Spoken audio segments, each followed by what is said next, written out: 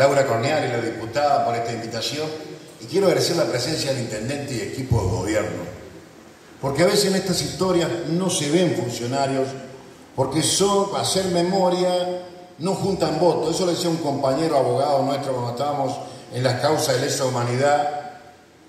Nosotros le decíamos: no hable de derechos humanos en Reconquista, cuando hacía campaña, porque no junta votos. Entonces, cuando uno ve la presencia del intendente, yo lo decía el otro día cuando se repuso el cartel, la memoria es transversal. Entonces, veíamos la presencia de funcionarios de la gestión que tiene un color político, y a veces te cuesta en nuestra propia ciudad otros colores políticos que reivindican lo nacional y popular y que le disparan a esta historia a la memoria, ¿no? De la misma manera, yo recordaba a Aníbal, que cuando Rafael Jacuzzi vivía ahí me voy a veces un poquito a jugar porque dijo muchas cosas y yo lo voy a tratar de rellenar. Cuando Rafael Jacuzzi tenía la pelea por su parque agrícola, los tipos en la legislatura que lo bancaban a Rafael eran los diputados radicales Carusi y Arispe. Y sí, la camiseta política que adhería a Rafael, que adhirió al peronismo revolucionario, y lo miraban con lupa. Esa es un poco la realidad, y con eso quiero decir un poco lo que significa transversal. Trayéndolo al presente también, lo que decía recién, voy a ir un poquito presente, pasado, presente, lo que decía recién Cochevi, lo que significan las movilizaciones.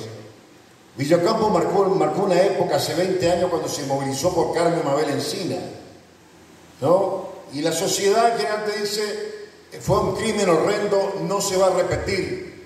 20 años después, de la misma manera se repitió el caso en Fortinolvos con Rosalía Jara, y si no hubiera sido por la sociedad, por las mujeres, hubiera quedado oculto esa historia de la desaparición de Rosalía Jara, que pudieron encontrar los restos. Poniendo palabra un poco lo que decía la compañera, la dictadura humanista vino y se instaló, decir, acá venimos por 20 años con apoyatura, sobre todo intentaba reflejar en la Argentina lo que fue el franquismo con el Opus Dei, tener una pacta ideológica religiosa con los cursillos de la cristiandad, que después reacomodaron la historia, pero el origen de los cursillos tiene que ver con la dictadura de Onganía, y el origen de los cursillos de nuestra región tiene que ver con el Comodoro Corona, que lo trajo desde la base aérea, y bueno, se expandió un poco en esta historia. Hay algunas estructuras que también merecen aclararse, ¿no? A fines de los 50 se crea el Obispado de Reconquista, lo traen al obispo Iriarte. La iglesia fue central, digamos, por lo menos una pata de la iglesia católica, fue central en las luchas populares del norte de Santa Fe, ¿no? Iriarte fue un obispo, porque después se entran a tallar y uno empieza a contar a las costillas durante la dictadura qué papel cumplió por el peso que ha tenido y tiene en la historia argentina la iglesia católica, qué papel cumplió el obispo Iriarte. Y el obispo Iriarte es un hombre que no se lo puede ubicar dentro de los obispos colaboradores con la última dictadura, ni tampoco lo podemos ubicar en lo que era la línea del obispo Angelelli o el tercer mundismo. Él navegó, pero fue un hombre que trajo o impulsó o trajo religiosos que ayudaron a impulsar actividades sociales en nuestra región. Cuando hablamos aquí de esta historia de Villa Ocampo, a mí me gusta decir la Marcha del Norte, ¿no? Porque se soslaya, o sea, Villa Ocampo fue el epicentro, pero si uno por ahí se debe ver las fotos, hay dos fotos que le traje, que la van a ver en la pantalla, y estas fotos son de la Gallareta, el mismo día, o sea, la gente saliendo, buscando la ruta, para marchar, para engancharse en la famosa marcha que partía aquí de Villa Ocampo, en la que también iba a estar incluido la gente de Guillermina y otros pueblos forestales. Por eso me gusta hablar de la Marcha del Norte, porque se soslaya la lucha de otros lugares. Ahora, ¿por qué Villa Ocampo fue el epicentro? fue el epicentro, porque en esta historia de la dictadura de Onganía interviene la CGT de Onganía, y cuando dice su ministro, tenía un ministro que se llamaba Rubén San Sebastián de Trabajo, vamos a normalizar la CGT se parte en dos, porque la asamblea normalizadora se la gana el sindicalismo combativo encabezado por Raimundo Ongaro. Esa CGT, la CGT combativa vinculada a los azucareros, es la que tuvo Villocampo ahí en el momento del 11 de abril y la que acompañó el intento reprimido ferozmente por la Guardia Rural Los Pumas. Eso también hay que decirlo. Ahora digo algo. En los otros dos pueblos afectados ese día, que eran Gallareta y Guillermina, estaba la UOM. Y la UOM era conducida a nivel nacional por Augusto Timoteo Bandor, un personaje que se había enganchado con la dictadura de Onganía y que 2 meses después del 11 de abril es ejecutado en el propio sindicato por un comando y muere a balazo, muere asesinado. Ahí ese día estaba junto a él Alfredo Penisi, que fue detenido allí en la zona de Gallareta cuando venía a apoyar esta historia de la marcha.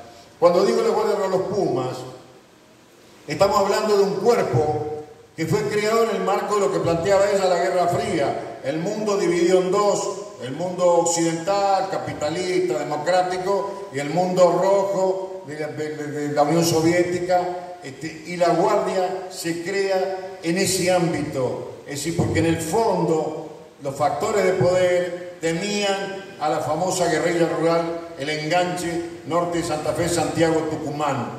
¿Y por qué digo que fue criada en ese marco de la Guerra Fría? Porque todos los primeros comandantes de la Guardia Rural Los Pumas fueron coroneles del ejército. Inclusive por ahí había un coronel, Kurt Brenner, un coronel de artillería, un hombre que participó en el derrocamiento del general Perón en el 55, fue el primer jefe de la Guardia Rural Los Pumas.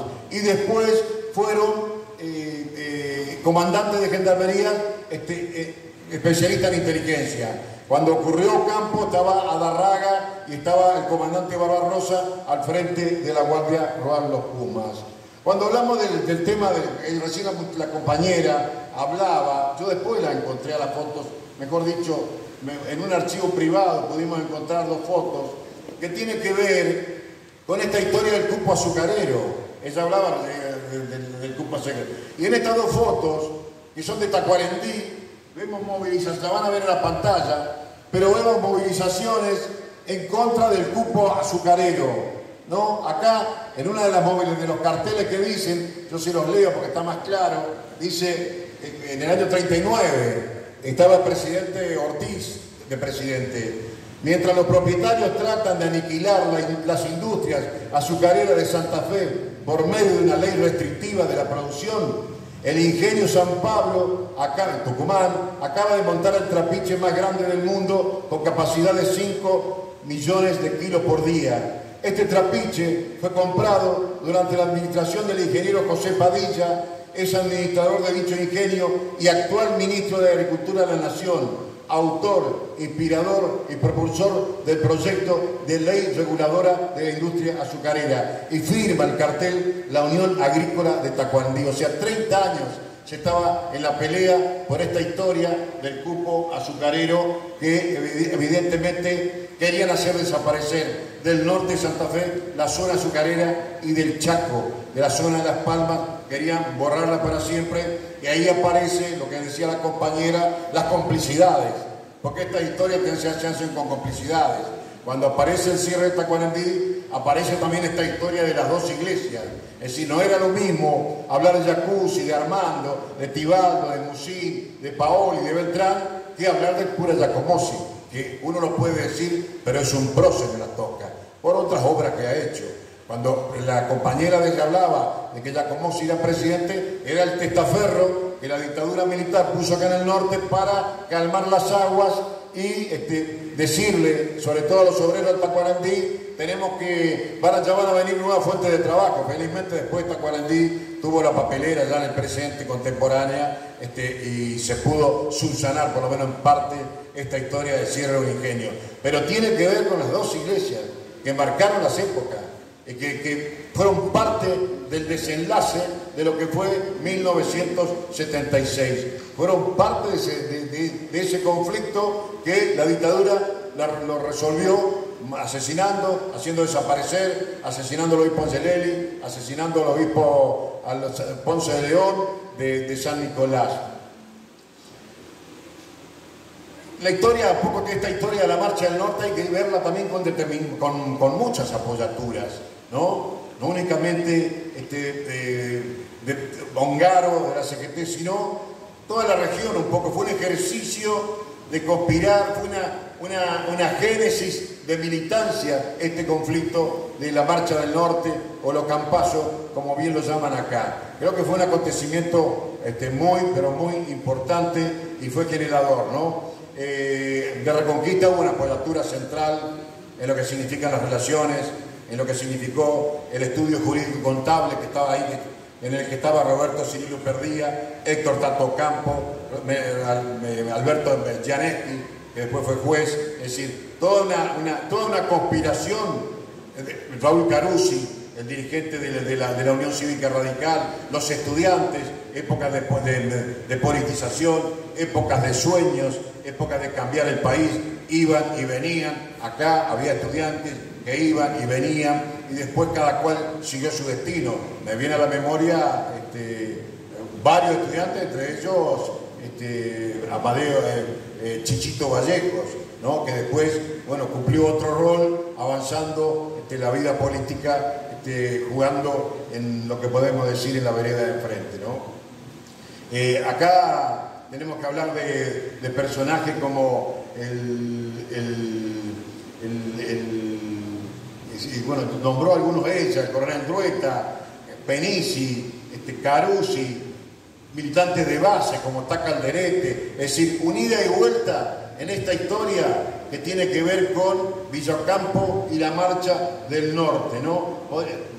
Después vemos lo que ella decía también, la agonía. Yo te había tomado el dato, a fines del 60 acá se cosechaban 160.000 toneladas de azúcar, y en el 2004, he visto un artículo, se cosechaban 11.000 toneladas. Yo tenía los datos, producto que los saqué de los archivos ideológicos, que no los pude encontrar hoy, pero los iba a traer para también ver un poco cómo fue la decadencia y cómo fue, digamos, se fue apagando ese sector económico aquí en la zona de Villocampo, ¿no? Una cuestión que tiene que ver también tiene que ver con lo que podríamos llamar la burguesía o la dirigencia empresarial, es decir, porque el capitalismo a vos te permite avanzar, pero a su vez tenés que recrear. Me viene a la memoria la capacidad que tienen los propietarios de Colben, acá en Guadalupe Norte, es decir, que no se quedaron únicamente con el vigía, con el aparato, sino que fueron recreando con otras innovaciones, con otras ofertas. Creo que también tiene que ver en cualquier lugar de esta sociedad capitalista. Lo que pasa es que en esta historia se apelaba a que se iba a cambiar la sociedad. En ese contexto también ocurrió lo de Villocampo, ocurrió lo de la Marcha del Norte, es decir, el sueño de cambiar la realidad argentina por una patria mejor en ese mundo de la Guerra Fría, dividido en dos, la patria socialista, etcétera, etcétera, etcétera, ¿no? Creo que también hay una responsabilidad y bueno, los vaivenes, uno después de lo que fue Villocampo, uno escuchaba las idas y venidas, los nuevos propietarios, es decir, toda una ida y venida que llevó a que esta ciudad perdiera esa actividad económica con el ingenio, con la papelera, pero a su vez, esta que uno ve ahora, por lo menos en eso lo lleva, lo adelanta a Reconquista, que es con el turismo, es una herramienta central para generar ingresos en la comunidad, en la sociedad, y Villocampo con el tema de Jaucanigas, me parece a mí que está llevando adelante. Podríamos seguir hablando, pero no quiero aburrir a los pibes. Yo quiero, en todo caso después charlamos, preguntan, quiero cerrar porque un mes después de lo que fue la Marcha del Norte vino Rodolfo Walsh, el talentoso periodista, escritor, que escribió una crónica. Si alguien quiere leer en pocas palabras qué fue la Forestal, hay que leer La ciudad de fantasmas de Rodolfo Walsh, que viene a partir de esta marcha línea Villa, Rafael Jacuzzi se contacta porque producto de esta historia de que se rajan, que hay orden de captura, en la conferencia de prensa de la CGT de los argentinos se conocen, se entrelazan Rafael Jacuzzi con Walsh y con todo ese equipo, y él viene y escribe después La ciudad de fantasmas. Y un fragmento de ese texto dice: en el mes de abril los diarios de todo el país publicaron las noticias de los disturbios en el norte santafesino. Pueblos enteros organizaron una marcha del hambre. Para contenerlos, la Guardia Rural debió acudir a sus fusiles, pero ella misma no parece demasiado convencida. Por lo menos, el alto jefe que nos lleva en su jeep, después de acorralar bueyes perdidos en todos los rincones de la conversación, exclama de pronto, como a pesar suyo: la gente está oprimida. Los signos están allí para el que quiera reconocerlos. En mitad del monte hemos visto quebrada la habitual mansedumbre de la misa, y en la voz de un cura joven con ojos incendiados recogimos un eco de la furia de los viejos profetas. En cada hachero oprimido vemos el rostro de Dios pisoteado. Rodolfo Walsh. Bueno, no quiero ser tan largo, pero abuelo de pájaro, les agradezco. Podríamos seguir hablando, en todo caso después los chicos quieren preguntar. Nos queremos hacer extenso esta historia de lo que ha sido la rebelión, que vinimos aquí hace 22 años con Rafael Jacuzzi y el padre Farinero a presentarlo en una escuela acá de Villocampo, en la escuela técnica de Villocampo, a presentar lo que fue la primera edición de este libro. Y cuando surgió la idea de escribir esto, fue a fines de los 90, y era época del fin de la historia. Es decir, de eso no se habla. Entonces, a mí me atravesó mucho lo que fue la Marcha del Norte, nos atravesó a mucho a nuestra generación, y decidí empezar a caminar, venir a Villana, hablar con Rafael, con Aníbal, con Carlos Cremona, es decir, terminado el trabajo, mostrarlo a Rafael para que lo certifique lo que fue la rebelión. Y bueno, hicimos primera edición y después en una segunda edición, 7 años después, hicimos correcciones. Ahí nos bancó el gobernador Obey para que podamos tener este libro, que trajimos algunos ejemplares. Después de esto, yo quiero contarles, voy un poco desordenado, armamos esto que se llama Solo Digo Compañeros, que son pedazos de vida de los desaparecidos y muertos oriundos del norte de Santa Fe, en aras de sus objetivos políticos, de sus sueños de una mejor sociedad. Solo Digo Compañeros, en el que vinimos acá varias veces, están 2 hombres de acá de la zona, Alcides Bosch, Jacuzzi y Miguel Slater, y bueno, nos costó mucho construir libros, porque no es lo mismo hoy ir a hablar con testimonios, con testigos que aflojaron, que el contexto los protege, están mejor y hablan, a que cuando comenzamos a hacer estos libros, sobre todo el primero y después el de los desaparecidos, que los familiares, había pero, los amigos no te querían abrir la boca para contar la vida humana. Nosotros cuando construimos este libro era para mostrar que los compañeros oriundos del norte de Santa Fe eran seres humanos, que amaban, que vivían, que querían a sus viejos. Esa era la idea de meter esto y de meterlo en un trabajo para que comprendamos o conozcamos quiénes eran, porque nosotros en Reconquista sabíamos con los desaparecidos de Reconquista, pero yo no sabía quién era Miguel Ángel Slater, ni sabía quién era el médico traumatólogo Elías de Román, que fue secuestrado a la salida del Hospital de Urgencia de Córdoba en abril del 76. Si no conocíamos, la idea era juntar en un trabajo y difundir, reivindicar los compañeros que fueron secuestrados, fueron desaparecidos. Y por último, hice un texto más voluminoso que hay en Informe de Villocampo, que se llama El control, espionaje político y resistencia popular en el norte de Santa Fe, que son documentos de espionajes a personas, a ciudadanos, a organizaciones, a sectores religiosos que realizaron los organismos de inteligencia. Entre ellos, central fue la Guardia Rural Los Pumas.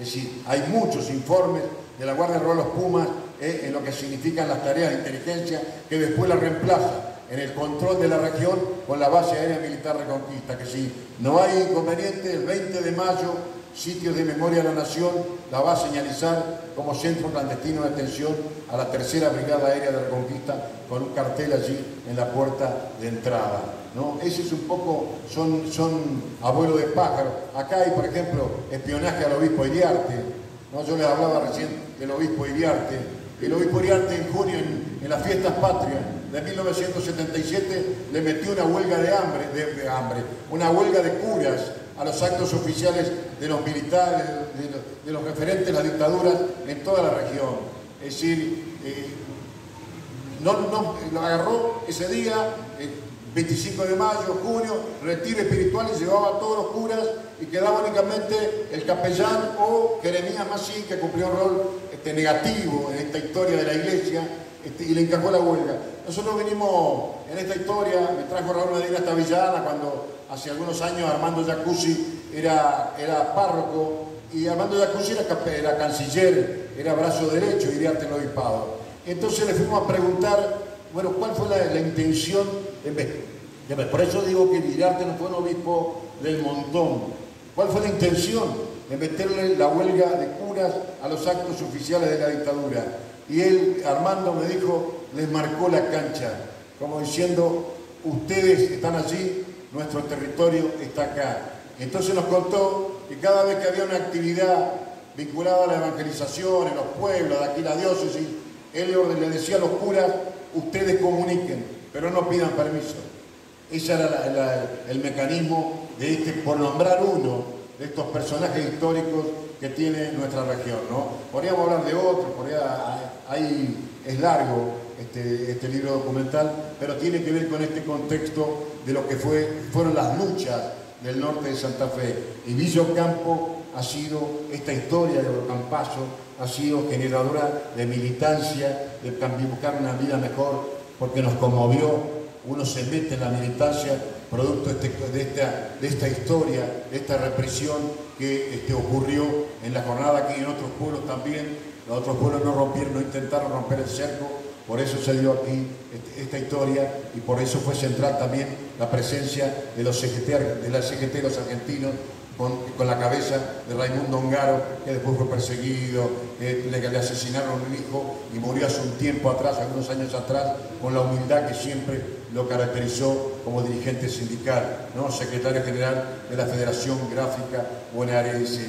Esto, abuelo de pájaro, uno puede después tirar el hilo del ovillo y se puede hablar de muchas cosas, pero yo no quiero extenderme, porque ya un poco también lo dijo la compañera, lo dijo Cocheve, querido acá, para meter un paquete en el oído de ustedes sobre lo que fue este acontecimiento importante, que tiene una señalética, que tiene un espacio, un monumento a la entrada de esta ciudad, que tampoco podemos lograr en otras ciudades, que venimos con proyectos de Plaza Democracia y Memoria hace 11 años y no la podemos concretar, pero bueno, eso es lo valioso de lo que significa la transversalidad en lo que significa las cuestiones de la memoria.